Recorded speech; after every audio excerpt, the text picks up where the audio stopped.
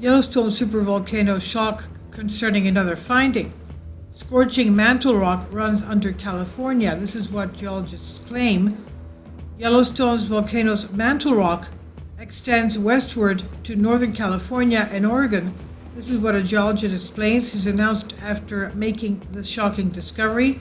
Yellowstone volcano mantle rock has spread sideways for more than 500 miles from Wyoming in northwest U.S., moving deep below the Earth's crust.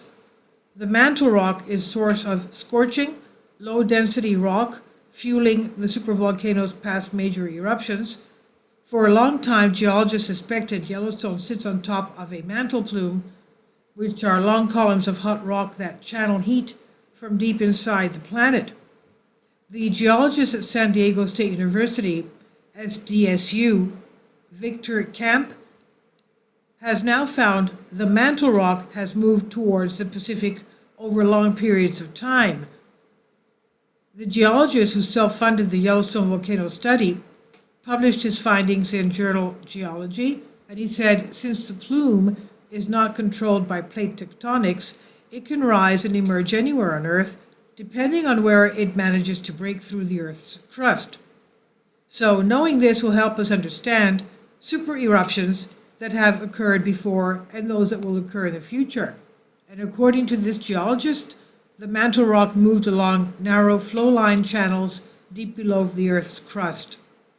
The mantle rock then branched out to two parts, one at Yellowstone and the second time in the California-Oregon border. One set of flow lines have since ended at the Medicine Lake volcano in California, northeast of Mount Shasta. And not far from Mount Shasta, just a little bit to the east, southeast, is Lassen Peak volcano as well. Now the others ended about 20 miles to the south of Bend, Oregon, at the active Newberry volcano. So during this journey, the moving mantle rock would have contributed to a number of volcanic eruptions over the past 2 million years. Finally, support my Patreon account. The daily posts are 5 videos daily, and they are totally different from what I have on my YouTube channel. Thank you so much for your support and that you find all my content so interesting. You'll find the Patreon account details in the description box. These eruptions would have occurred in a volcanic area in the state of Idaho known as Craters of the Moon National Park. According to U.S. Geological Survey, Yellowstone volcano is a hotspot of activity where some melting in the mantle occurs, and the mantle is the layer of rock between the Earth and the Earth's crust and this core. USGS said the intense heat generated by the hotspot caused melting of the crust, forming basaltic and rhyolite magma. Rhyolite is extremely high in silica content, which makes it very viscous and prevents gas from escaping the magma.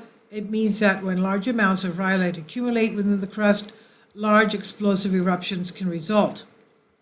Dr. Camp said these findings are important because they can help geologists better understand how mantles all over the world help feed active volcanoes. The mantle rock that has reached California spread over many millions of years of westward movement. And according to Dr. Camp, the movement triggered when Yellowstone mantle plume hit North America's tectonic plate. The plate's cold temperature acted as a barrier of sorts at a depth of around 62 miles and forced the plume to melt and spread westward. In his study of the Yellowstone mantle, the geologist says geothermometry studies and geochemical considerations suggest that the low velocity feature may be composed of moderately hot, low-density mantle derived from Yellowstone's plume, diluted by thermomechanical erosion and entrainment of colder mantle lithosphere.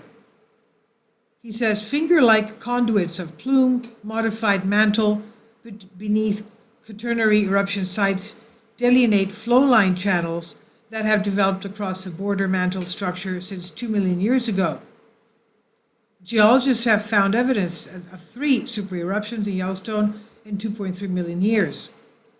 The last of these eruptions was Lava Creek about 640,000 years ago, and since then there have been many smaller lava eruptions, the latest one being about 70,000 years ago, and another 80 eruptions since then.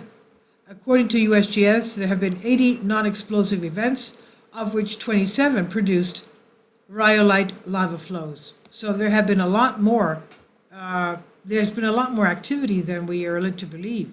This is by Sebastian Ketley on Express UK.